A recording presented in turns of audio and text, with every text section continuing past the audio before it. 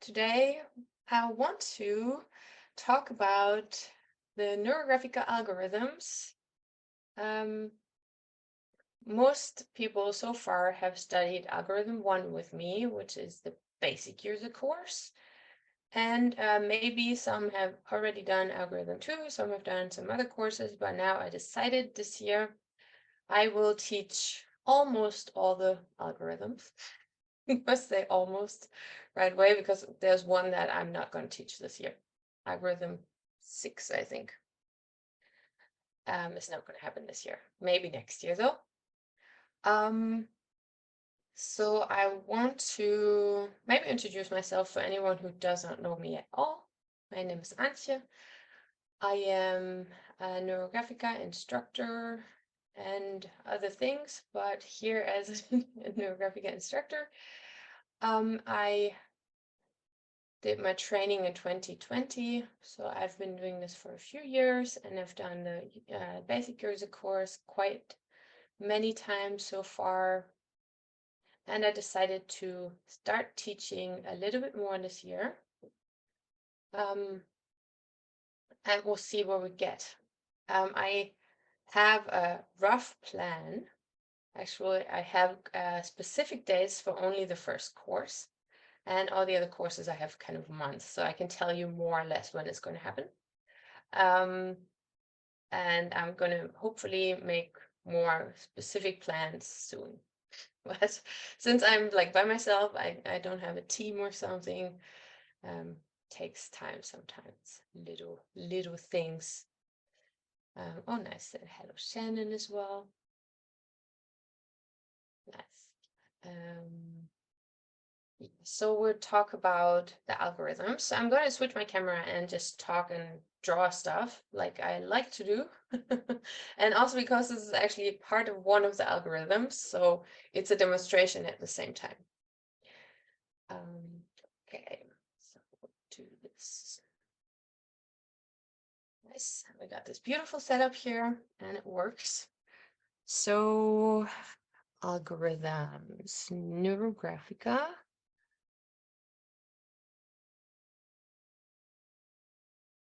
Algorithms. So the first question is, of course, what is a Neurographica algorithm? Why do we call this an algorithm in the first place? Many of you know the basic algorithm, know the first algorithm, but what is the algorithm? What does it mean? An algorithm, I actually looked that up on Google today, is a process or a set of rules to be followed in problem-solving operations. I'm going to just write this down really quickly because I think it's a really nice, short, very quick definition. Process or set of rules to be followed. Trying to write more or less, well, more or less readable. I'm going to post this picture somewhere too, and everybody who's signed up is going to get my picture too.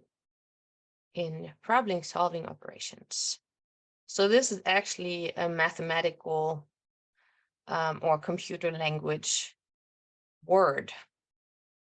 And Pavel Piskarev, the creator of Neurographica, took this word algorithm to describe his drawing process that he created.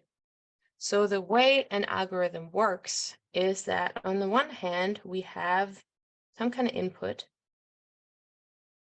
And in our case with Neurographica, the input is what we want to change, our problem, our question, our intention. I'm going to just say what I want to change. So I start with my theme. This is also the theme.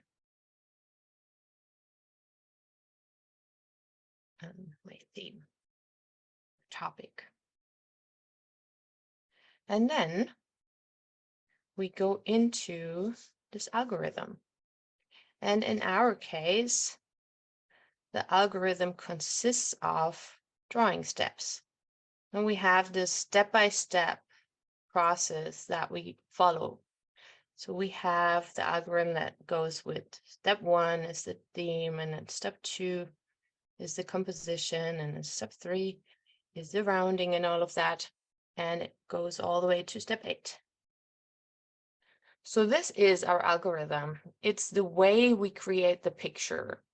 And then at the end of that, we have an output, like a computer, if we look at this as a computer. And that would be my solution, my answer, my new perspective that I found in the drawing process, or probably a change of mind. So this is my theme 2.0.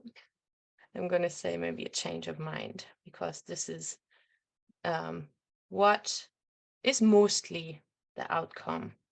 It's mostly an inner outcome in a way. It's not very obvious sometimes even. And then it would be my theme 2.0. So when I reflect on my process, then this is what comes out of the algorithm.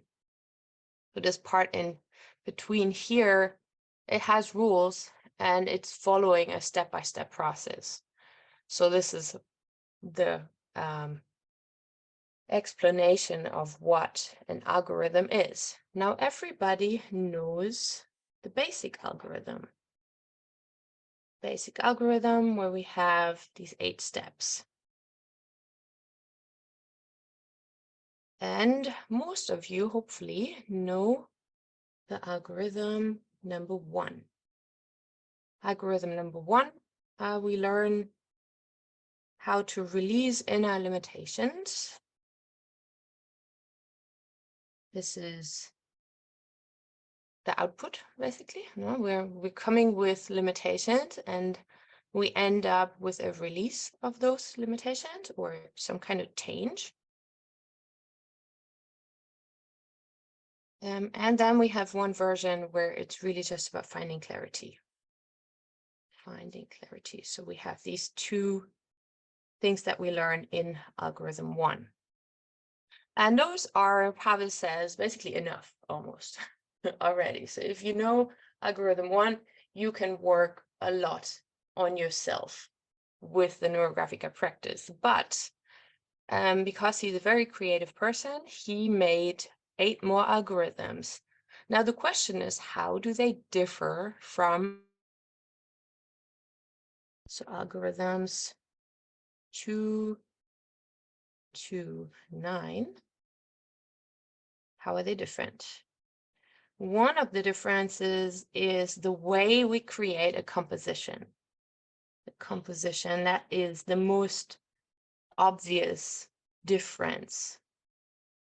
And this is one of the things that I'm going to very briefly explain when I talk about the single algorithms. But this is what really changes with every single one of these algorithms. We have a different way of creating the composition. There's a different use of the elements of the figures. We use different figures. We may actually use the neurographic lines in different ways. There may be more or less rounding.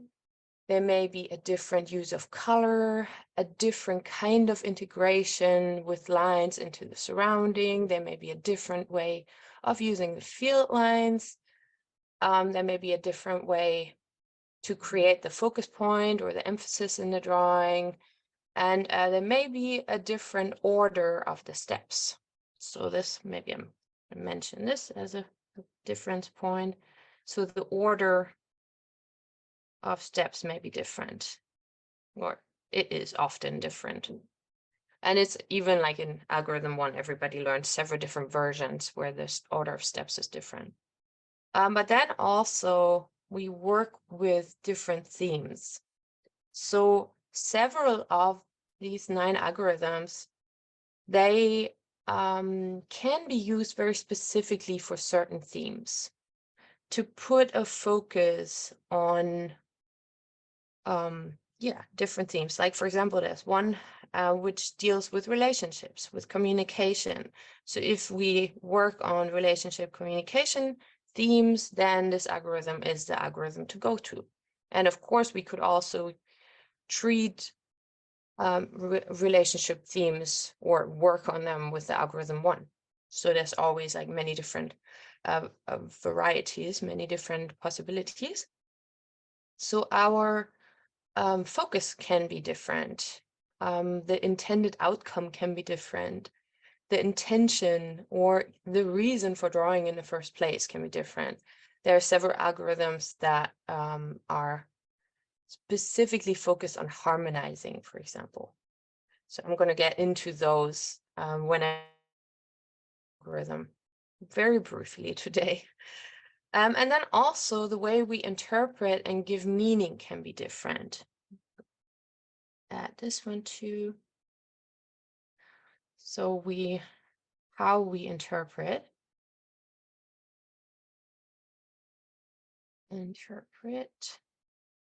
and give meaning. So depending on what is meaning, what are the underlying rules, or what's like just the content of this algorithm, we may find different meanings in it.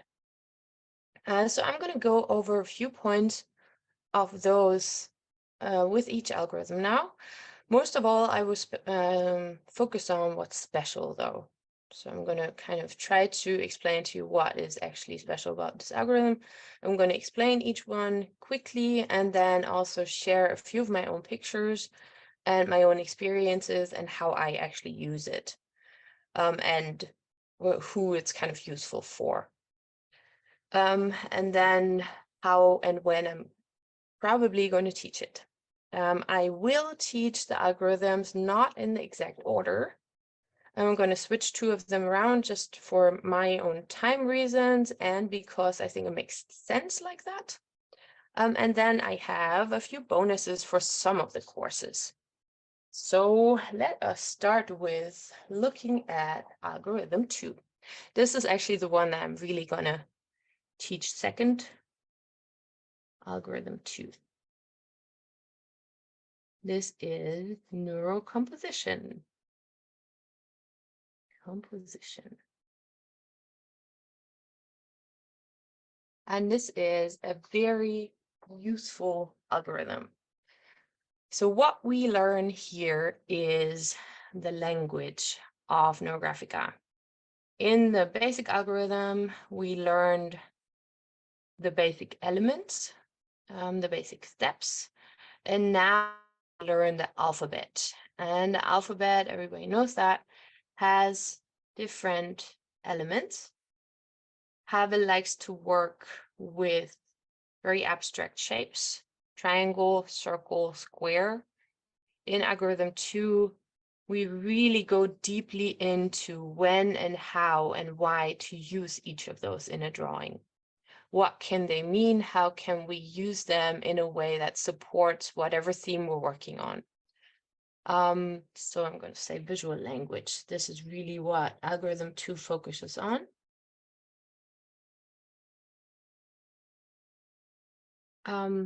It also, of course, focuses on the composition itself, how I'm going to bring the elements into my drawing. How do I create a composition that has a specific effect? How do I place these elements into my drawing?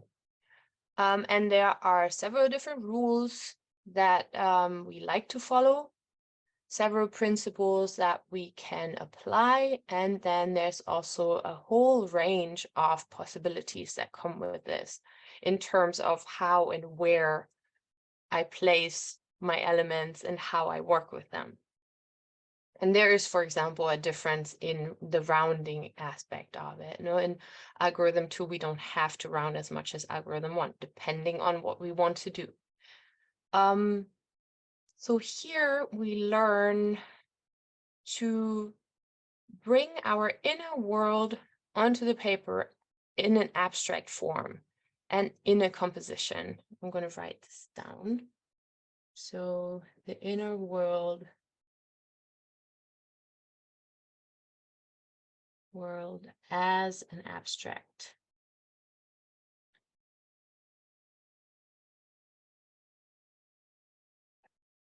And composition. Composition is really the main word here, of course. So in algorithm 2, we can really learn drawing as a form of storytelling. And how can we tell a story on a piece of paper? And then, of course, also this is helpful if we want to design drawing processes to share with other people. This is how I design a drawing process that I share with people. I, of course, have to use what I learned here. It's a way of consciously creating. So instead of in algorithm 1 throwing our emotions onto the paper in a very kind of subconscious way, unconscious way, we place the elements very consciously, that we make a plan, and then we experience it, we look at it, we adapt it, we change it, we model it. So we want to develop our theme in a good direction. This is like the basic goal with it. And in a way, we reorganize our mental process. We reorganize our mind by using these abstract forms, giving them meaning, and then rearranging them and using the algorithm to bring out, for example, blind spots. No, this is like what we do in general with Neurographica, and of course it will work with all the algorithms. So I'm going to share just a few drawings from this algorithm, and kind of share, talk a little bit about it. Here, this one. Okay, so algorithm 2 is the algorithm of triangles for me. I was really scared of triangles when I started, but it's very, very interesting to experiment with it. For me, it's an algorithm where we absolutely experiment with different ways of creating pictures, different ways of putting the elements in the on the canvas, and we can really reach many different goals with that, or look at many different themes. I would recommend this one really to everyone because it's where you really learn the language of Neurographica. And no matter what you're interested in, like creating afterwards or drawing afterwards, just understanding where to place an element and how to build a process, this is what you learn in algorithm 2. I think I have more pictures. Okay, so I'm going to go back. Don't do this for too long. So I'm going to jump now. Oh yeah, maybe I should also say this algorithm is already online. We're going to start on April 7th. I have a starting date for this one. April 7th. And it will be 4 weeks long. I will do an introductory session probably on March 31st, but I will invite everyone for it. And if you are already a student of mine, wait for an email from me and you get a discount. And if you're not a student yet, you will get a discount once you take the first course. Then all the other courses will be discounted. Okay, so here, visual language, we look at our inner world with abstract compositions. Now we have, here is where I switch already. I will next teach algorithm 4, which is Neuroscketching. And this I'm doing for several reasons, because the algorithm 5 is going to take longer. And I think, like for me personally, this algorithm brings even more elements of how to work with Neurographica that can be helpful in further algorithms. Here, we work with a lot of different things.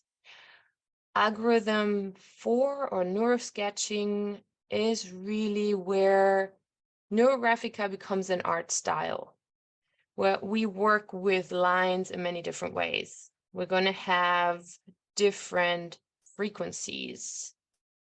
and really explore how different ways of drawing the line impacts the drawing. And there's, of course, theory behind that you will learn. So we work with a variety of lines. We work with different frequencies, and also we will introduce and work more with hatching. And also because it has like really an energetic kind of effect. I know that Pavel, he likes hatching a lot. He works with that a lot. I find it hard sometimes because it has a different energy than smooth lines and smooth coloring. So we're going to experiment with that. Algorithm and then neurosketching is really about sketching as well. Oh, it's in the name. And we learn to sketch using Neurographica, using elements of the algorithm. And here is where, in a lot of cases, the order of the algorithm will be switched, will be changed. We work with, in a way, of course, just like sketching little things, like a funny looking person, for example. We will work with many different things like a portrait, for example, a landscape, a still life, abstract drawing. We have one meeting where we're just going to draw really and learn how to draw really fast, develop drawing skills, which really helps to lose inhibitions. It's really like this algorithm, you will practice so much drawing that afterwards you will feel comfortable. Even if my drawings still don't look really, really nice, I'm more confident. I'm confident of drawing stuff like this. So yeah, as said, sketch, portrait, landscape. Draw a little portrait here. So it's going to be a Neurographica portrait, of course. So we're going to bring elements of it into every single one of those. And then we will also work with things like photographs, maps, objects. So here, in a way, we have Neurographica and the outer world. The outer world. So here is where we bring Neurographica into the outer world, as opposed to drawing our inner world. And of course, this will also always teach us something about the inner world. No, the way I see my outer world, the way I look at things will also tell me something about my inner world. What we can really learn with this is to capture what's important, to decide what is important and what's not important, to make quick and intuitive decisions, quick changes. To kind of grasp the things. We also have a part of this, which is neuronoting, which is kind of what I'm starting here in a very rudimentary way, but we're gonna look at that more. And this is how to capture and represent content of, for example, lectures or talks or just our own thinking. No, if I think about stuff, how can I draw it down, write it down in a way that's visual and informative at the same time? So this is the algorithm that's really packed with stuff.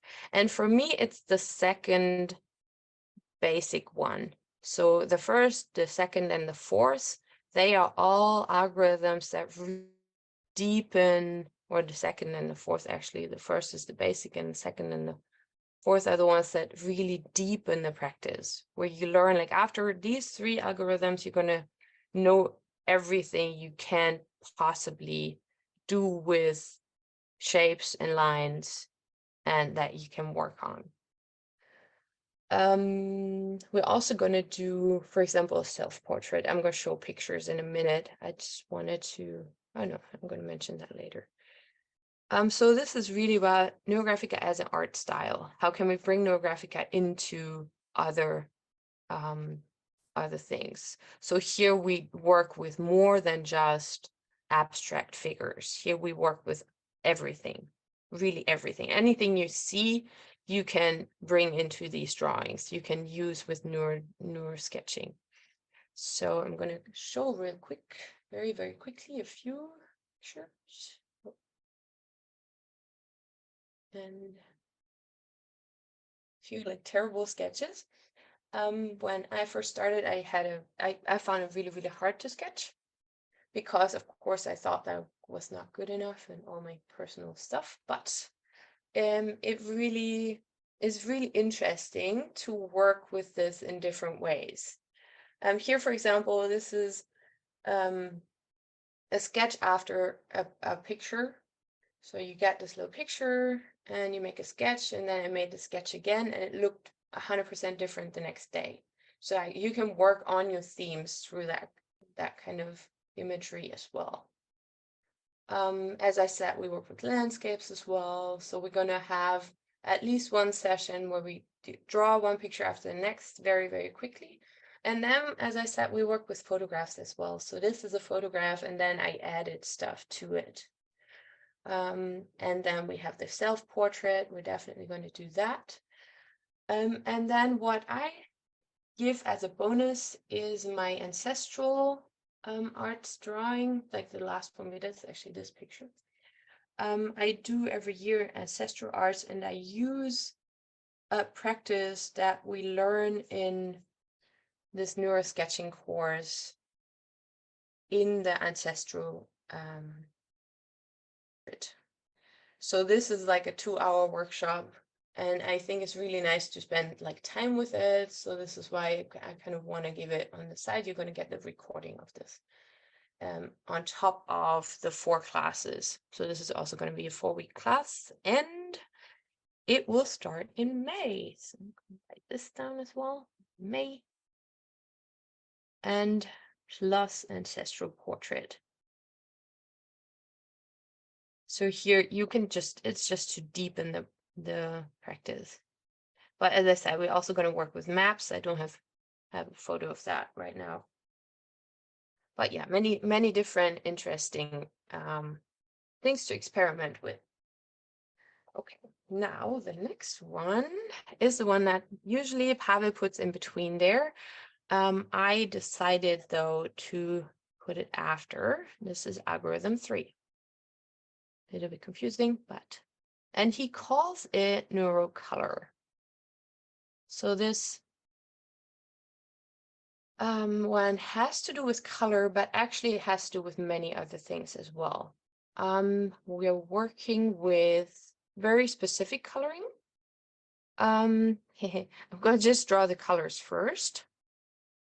We have green, and we have some red, and we're going to work with yellow, and like, of course, different other shades of all of that and different mixtures of stuff. Oh, and then actually we're going to work with silver or white or gray. Just going to do like this, and then we're going to have blue. And those are the 5 elements. And everyone who took the basic user course with me, you know about these 5 Chinese elements. We have wood, fire, earth, metal, and water. And this course really goes a lot into the theory behind the 5 elements. So it's the Chinese 5 elements. 5 elements. Oh. And we also call this Wu Xing.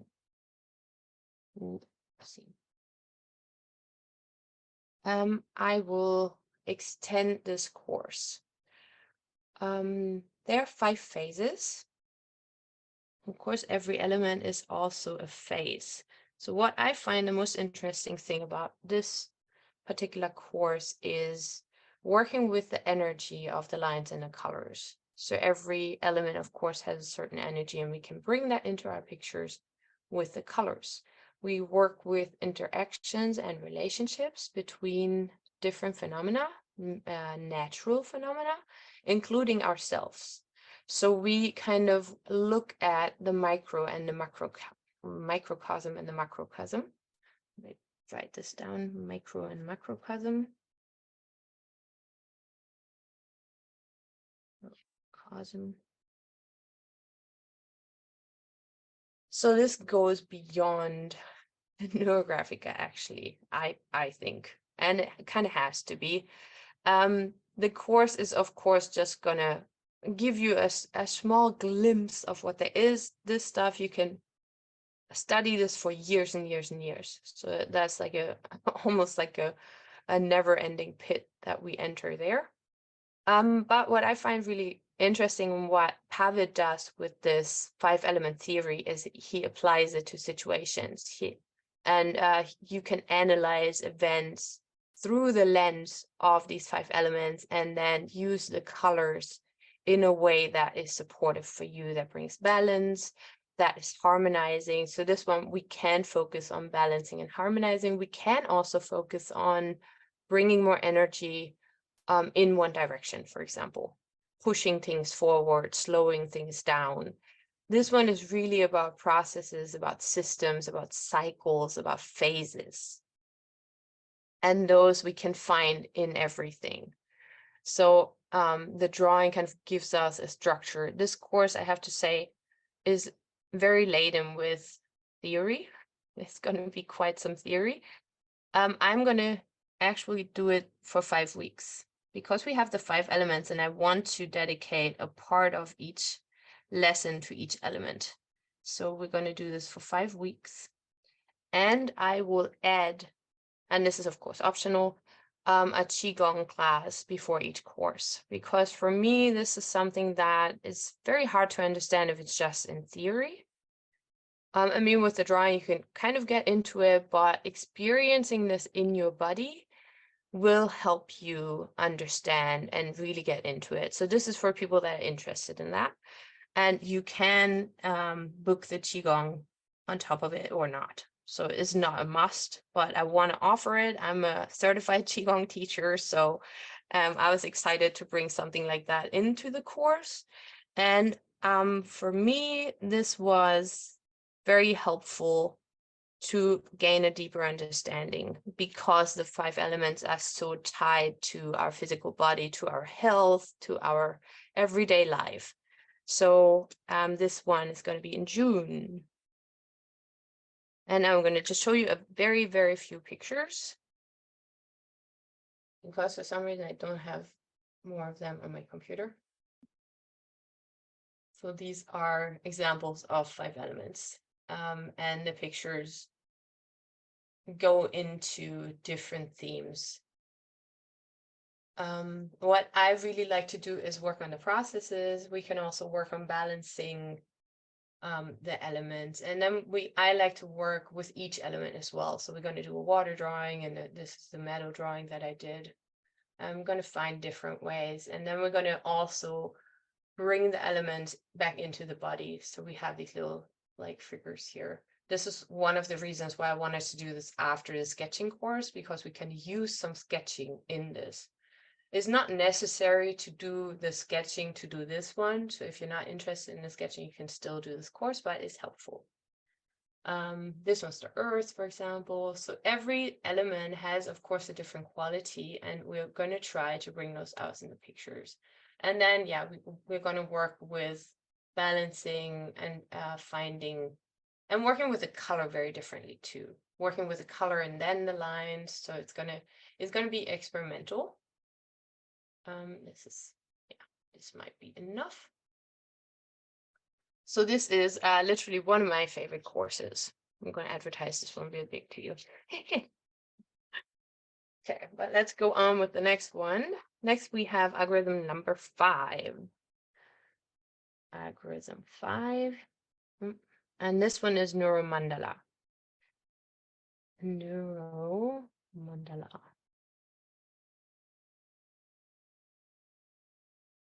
And that one, in a way, for me personally, is the second color course. Pavel calls the 5-element course the color course, but here really we work with color too. We work with the chakra colors. I absolutely do call them chakra colors because I've been doing yoga for so many years and it just makes sense to me. And people know about chakras and know about chakra energies and know how these colors can also influence our inner state. Pavel tries to, I think, be more scientific. He doesn't use the word chakra, I think, a lot. He talks about the glands, but in a way, yeah, he talks about the same thing. So in this course, we really go into our layers, whereas the Neurocolor course, the 5 elements course, is really about systems and processes and phases. This one is more about levels. We can dig into layers of ourselves and also, of course, layers of other things, layers of relationships or layers of projects or layers of, yeah, anything basically. Here it's about, yeah, layers, stages, levels, and we can identify patterns in there. Here, of course, we also go a little bit into geometry because we work with circular. Mandala is translated circular. Many people have many different ideas about mandalas, and a lot of people, when they see some of the mandalas we draw in Neurographica, they don't really look like the standard mandalas because, of course, we still have neurolines in there. And we still have, yeah, other elements in there.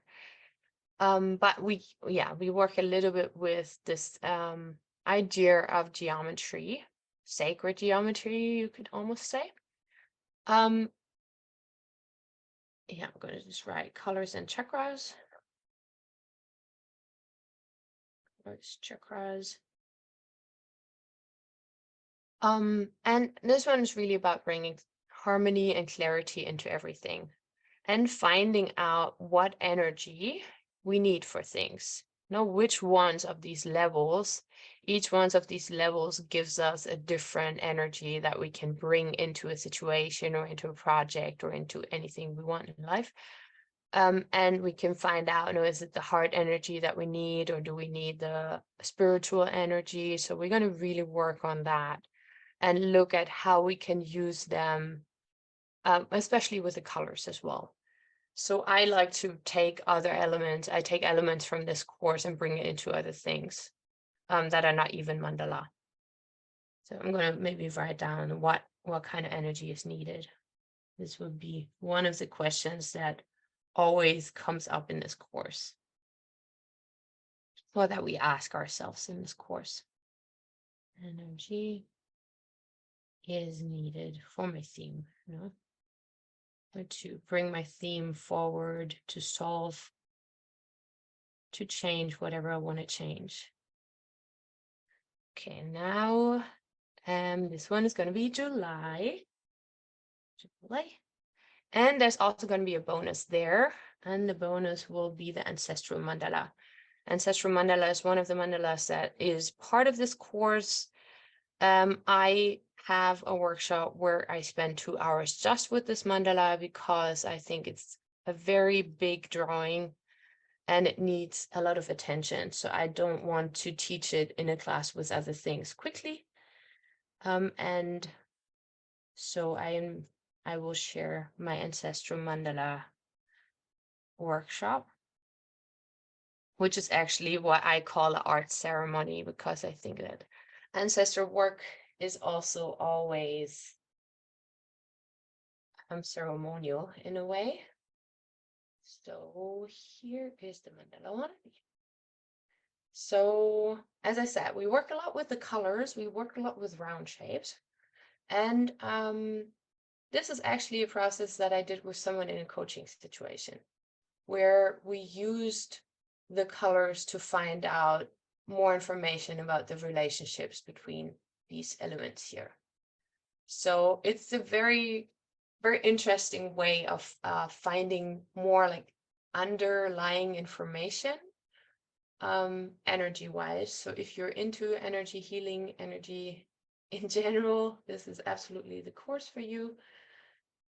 We work with, a lot with the colors in different ways, with drawing the colors in different ways too, like hatching or making them smooth. we're going to do, this is the hero's journey that Pavel really loves to work with. And we're going to go through that with the mandala, with the colors as well, working with the different energies. Yeah, more mandalas. Well, everything's circles in this one. Everything's about circles and it's about harmonizing.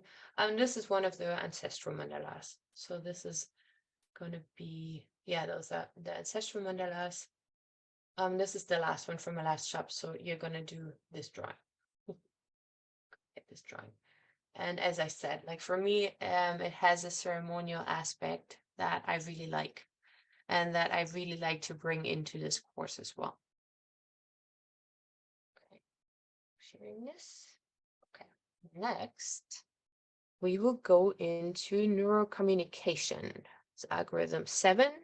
As I said, there's one course that I'm not going to teach this year, and it's algorithm 6. The reason why is it's because it's Pavel's absolute theory course that introduces all of his theories, and to be perfectly honest, I don't feel ready for it. I would have to study so much to be able to teach this. I want to wait until his book's out so that I can read his book and hopefully understand it better so that I feel more ready to teach it. But as I said, the algorithms, of course, he created them to kind of build on each other, but they don't have to. You can do you can do any course without the others. So here we go into communication.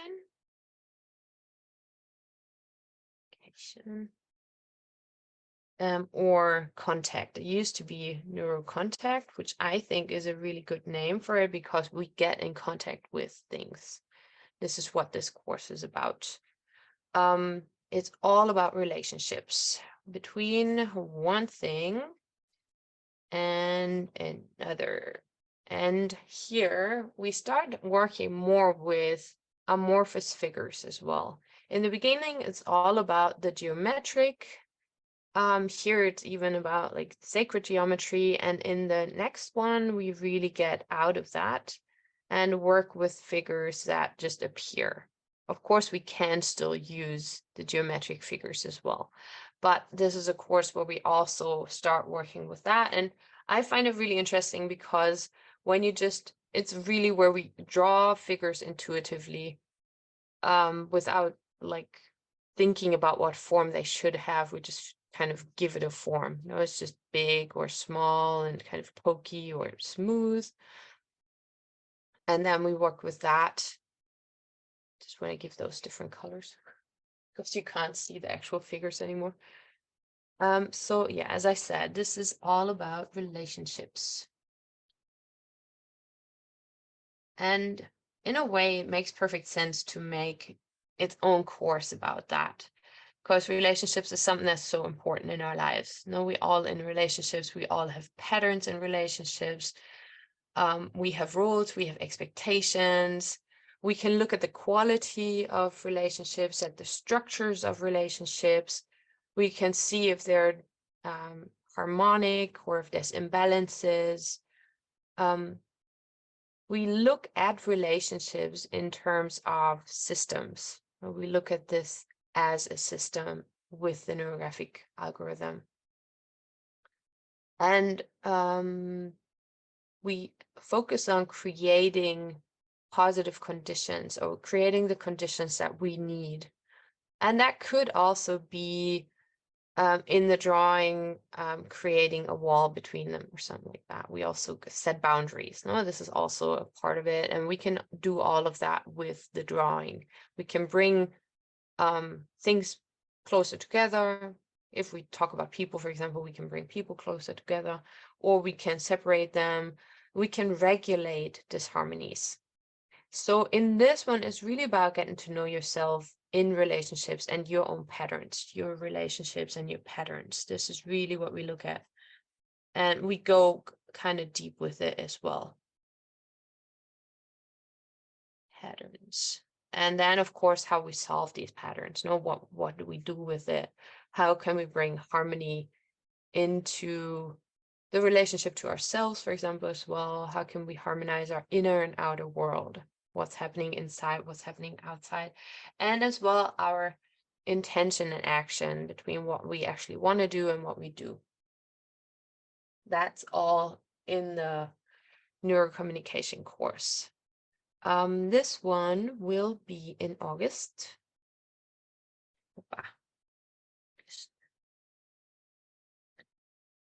And I don't have an extra for that.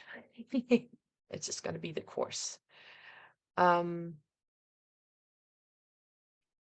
Can I write anything else?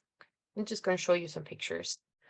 Those pictures are kind of arbitrary because of course they will all look different. But they're some of mine.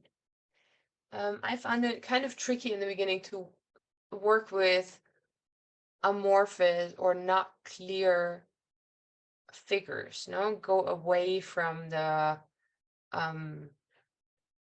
square and triangle and circle, from these geometric figures, because geometric figures are so clear and so easy, and those are kind of different, and it's very different to work with them as well, but it can be very, very interesting too.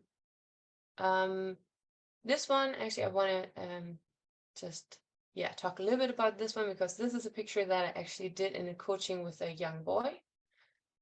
This is the picture that I drew, so I can't show you his picture. But there we worked with him and his mom, and in the middle at some point was a compromise. So this is really one where you can work on what a relationship needs. Where can you go with it? And this is really, really wonderful for coaching situations. I really, really like this one, because you start from just a feeling, just like, what does it look like right now? And of course you can, as in this one, also work with geometric figures, but it's very interesting to work with other figures. Here, this is also from coaching actually. And here we started with just random figures and then did geometric figures. And this again is my picture, but the other person has a picture like that, more or less. And here we brought two energies together, two people together, or like just you explore the relationship between them and then see, what does this relationship need. This is another interesting one. I experimented with it, where we do circles of relationships. So here we have a central figure, and then there's relationships that go more and more out. I've used that in workshops too. You can do all kinds of stuff with it. And really working with there was like a scary figure up here, and it's all rounded and it disappears. It's very process oriented, these pictures. This is the actual outcome, does not speak for the process here. And as I said, you can set boundaries and things like that, which is also a very interesting process to work with. And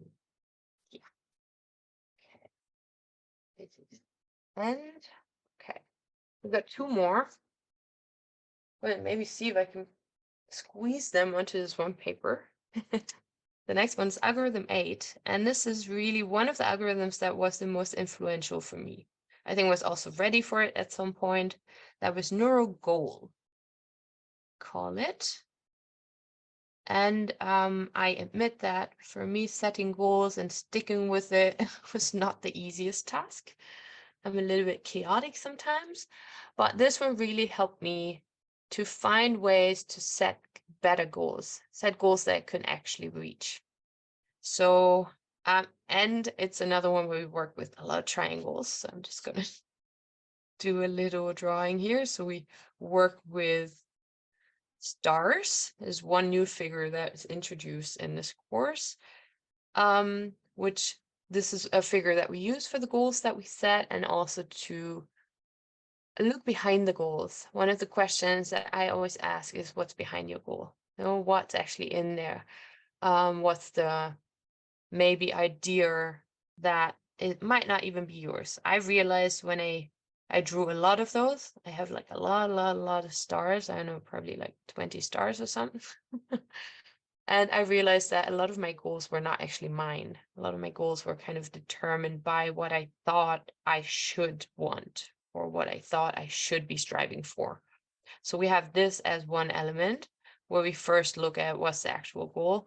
And then we have wonderful figures of our results. And these are the little suns that we're going to be introducing to. So there's going to be two completely new elements that we're working with. And I really love them. They're great to work with. They're fun too. So yeah, as I said, this one is first of all about setting goals, how to set a goal, what makes sense. And then of course about finding the way there, find the way. But then more about visualizing the result. Visualize result. So we have these 3 steps in a way in this algorithm. Visualize the result. And in the end, it's all about motivation. How do I stay motivated to actually follow my goals? Now, setting goals is one thing, but then if I set a perfect goal for the year, for example, in the beginning of this year, I set this goal that I want to teach all the algorithms. So now, how do I motivate myself to actually do it, to actually stick with it throughout the year, throughout the following 12 months? And not just give it up at some point. This is what this algorithm is all about. And we can, of course, apply it to all kinds of different areas. I find it especially effective with long-term goals. And just to really analyze and find out, again, like patterns with myself, and working with these stars, I promise you, you will find out a lot about yourself. This is where we stretch our comfort zone. Like if there's another algorithm besides algorithm 1, where we really stretch our comfort zone, where we really tap into like the edges, this is the one. Because we want to go beyond, we want to dream bigger. Well, this is what this is about. And then also it's of course asking, what do we need to succeed? What do we need to actually get there?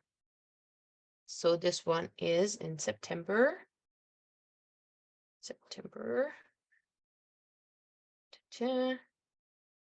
And I'm going to just show you a few wonderful pictures. These are very clear too, compared to the neurocommunication, for example, where it's kind of, and we work with these amorphous figures. Here we work with very clear figures, and it's kind of aggressive almost. Although we use the triangles again to push ourselves really, and you of course go as far as you can, or you need to, or you want to. And there's many different ways to look into our goals to find out what's the motivation behind it, or how can we motivate ourselves better. So these are just a few triangle pictures. And then of course there's also, how do we overcome inner boundaries? Well, that's what we're always kind of working on in Neurographica. How do we find the best way? What's the thing to concentrate on? And then finally, those are the wonderful result pictures where we just dream and imagine and put the fireworks up. These pictures are really fun to draw as well. More fireworks. So we have a lot of different ways of drawing these. I didn't decide exactly yet which ones we're going to do. But yeah, I have lots and lots of different ones. Okay, and now October is going to be Ancestral Arts Month. Here I'm going to stop with algorithms for 1 month and do my Ancestral Arts program that I do every year. So the next algorithm, the last one, algorithm 9, is actually going to be in November. So there's going to be a little break. And this one is the neurotiming, or they also call it neurotimeline now. I like to just call it neurotime because it doesn't necessarily have to be a timeline. And here, I should do a fun thing now, maybe. See, since I have all of those here. Timeline is what connects everything. Right here we have something where I could look at all of those things in one line, and I'm just going backwards here now. But this would be something that we do in NeuroTimeline. we have all these different events. I have all these courses and I connect them. And this is a course for planning stuff. I like to plan, so it's a course that I really love. So here is really the question, how do I get there? This is my question. How do I get there?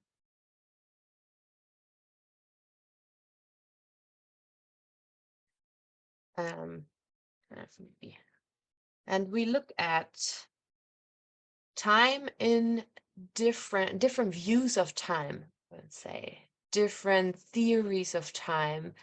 We of course have on the one hand linear time, the time that we all have on our clock, or the time that we all have on our calendar, where every day has the same length. But then we also have personal time. Some days feel way bigger than others, and we bring that kind of stuff into the drawings. Individual events. Most of the drawings will have an actual timeline, but one other thing that we work with is cyclical time, which I really love. No, time is not just a straight line or even a neurographic line, but time can also be a cycle. So here we can look at events in terms of cyclical arrangement, which is also very interesting. So in general, it's really about planning, managing, organizing. We can, of course, also use these processes to look back, to look to the present, to look to the future, just exploring time. And we can use it in terms of, for example, project development. No, like I showed now, like I have all these things I want to teach, and now I organize them in my own time, in my own crazy time. A personal timeline here. So I'm going to maybe say planning. Yeah, planning I think is the best description for that. This is really the focus of this one. And what else can I say? I'm just going to show a few pictures too. Oh, yeah, wait. It will be in November. So this is going to be the last algorithm that I'm teaching this year. And maybe next year I will push myself to teach the algorithm number 6, the neurosynthesis or neurohuman, like they call it. If anybody's interested in learning really deep stuff about Pavel's theories, we'll see. Okay, one more screen share. There. So what I really like working with time is here, for example, we could go through different phases. In the Neurocolor course, we worked with the element phases, and then we did, for example, a drawing where we look at the element phases again. This is like my birth phase, or the phase that I'm in my life right now, moving from the metal element into the water element. And how can was like the question in this picture, and what kind of comes up on this journey. This is an example of the cyclical one. Colorful, but here, yeah, we can look at cycles, and of course we can divide the cycle into phases, and yeah, we can work with this in many different ways.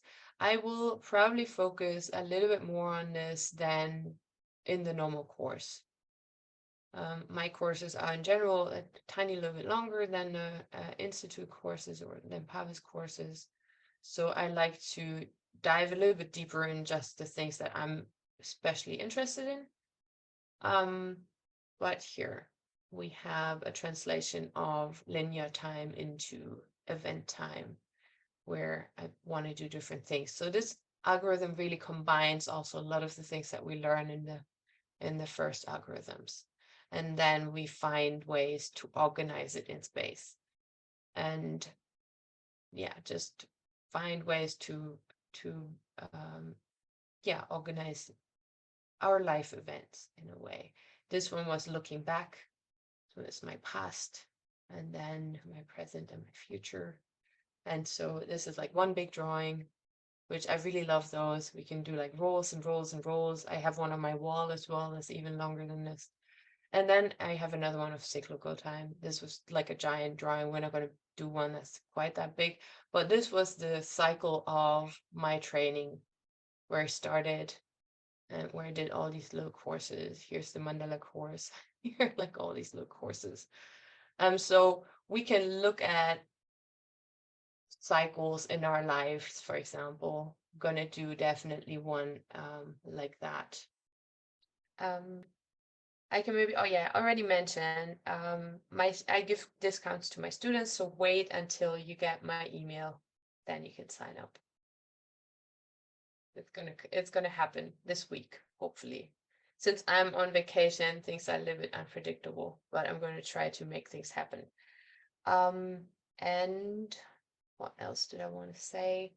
Oh yeah, a little bit about, as I said, there's a few courses that I think I would, in general, kind of recommend to everyone, which is the algorithm, the composition, and the sketching one. For anyone that really wants to dive into everything that Neurographica has to give in just a trying it out sense, those are the ones that just go into all the different elements that what we can draw. Then of course we have the 2-color courses. This I think is for whoever's interested in it. Now, if you have a affiliation already, if you're working with chakras, for example, and you're interested in that, and you're interested in how to use these energies in drawings, that's definitely for you. If you're interested in the Chinese 5 elements, which is like gonna be my special course, because it's also gonna be a week longer. It's gonna be 5 weeks, and I'm gonna offer the qigong before it to experiment with it in a way and see how we can combine that as well, the body experience, and then going into the drawing and into other theory and into finding other ways of working with it. And I find that it's easier to understand and just easier to grasp it all when you actually know, okay, the heart is the fire, and here's the meridian for it, and this is what it feels like in my body, and then we'll have different exercises for it. And I just wanted to try this out. So that's of course not a must. You can also just take the course without the qigong. And then the relationship and the goal setting and the time is really if you're interested in these themes. Now there it's really specific to the topics that we're working with. In neurocommunication, we work with everything that's relationship. So if you're interested in that, that's a good course.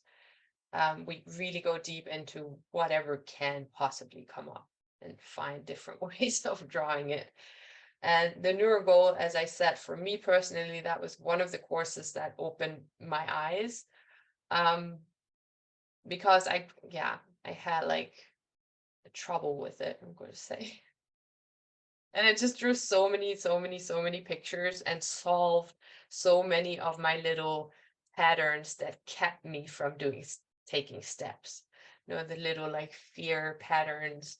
I really worked through them with this course, and it's absolutely an invitation of pushing your boundaries, of dreaming big, and going there. And then the neurotime is a very just interesting approach to timing and planning and organizing and looking at time and events and all of this in general. So they're all interesting. I would of course love to see you in all of them, but I know for some that might not be possible. And they're probably going to be on different days because I have other classes and courses and things going on. I kind of have to mix them in. This is why I don't have the exact dates for all of these, but more or less we're working on it. I have my timeline is starting to run here. One more important thing. First of all, of course, there's going to be recordings for everything. Forget to say that. So you don't have to be live at every session. I know that might not be possible for people. There will be certificates. With these advanced courses, the course comes with a certificate. In my basic courses, I give the certificate on a if you want it kind of rule. With these courses, you're gonna get it. I still will have a one-on-one session with people. So basically everyone that signs up for the course, there's a one-on-one session with me included where we talk about your drawings and look at your process, and then you get the certificate. So you get a private feedback.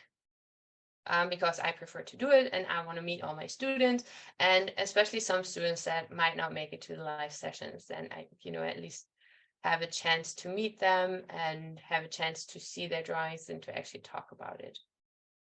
So that's all the important information now, I think.